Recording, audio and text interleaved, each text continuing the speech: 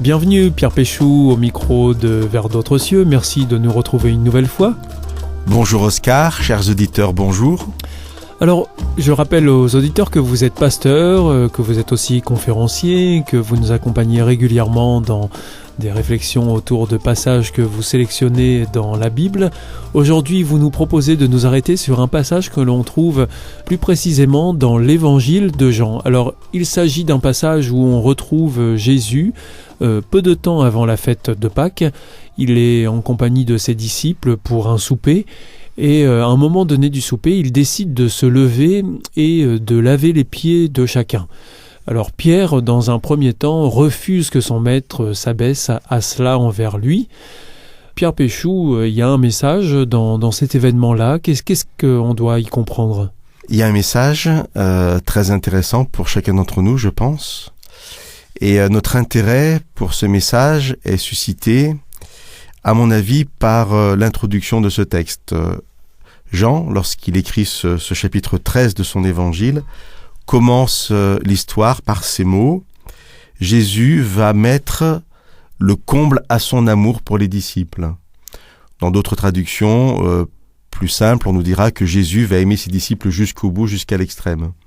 Cette expression, pour moi, suscite un vif intérêt parce que on nous dit que ce qui va se passer après, c'est l'expression d'un amour incroyable de Jésus pour ses disciples. Et donc, quand on lit cette histoire, vous nous l'avez résumé, c'est Jésus qui va laver les pieds des disciples.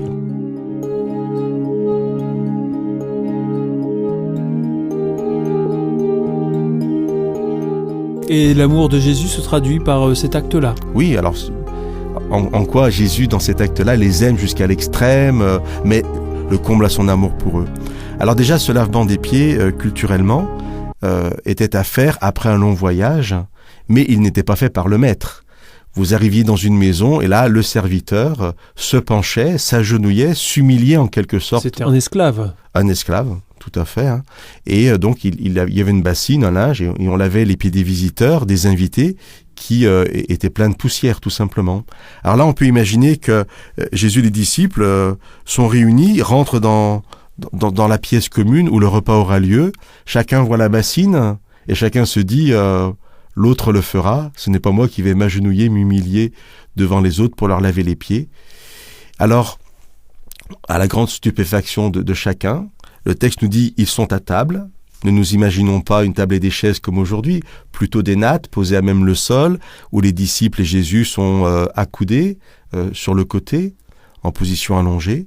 Et là, Jésus, le texte nous dit, Jésus se lève, enlève ses vêtements, se ceint, met un linge autour de lui et commence à laver les pieds des disciples.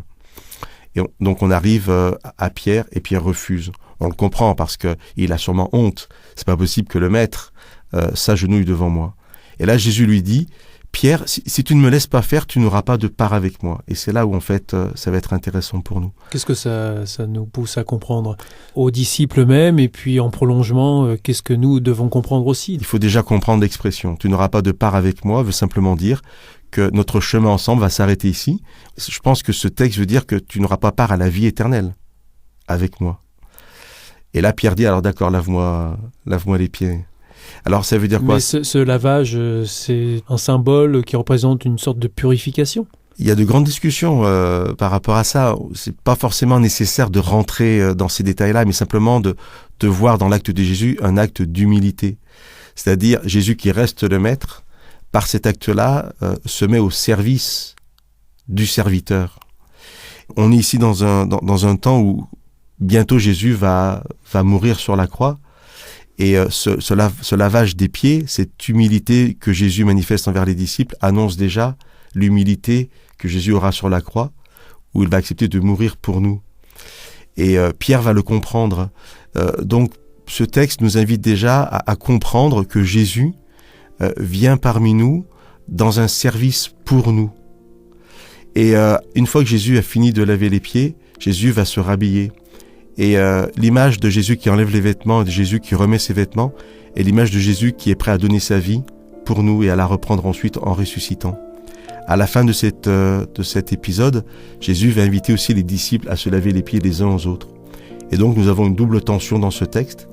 Ça nous apprend un Jésus venu pour le service, pour nous, pour notre salut, mais aussi une invitation à le vivre entre nous, une invitation à la fraternité en étant au service les uns des autres.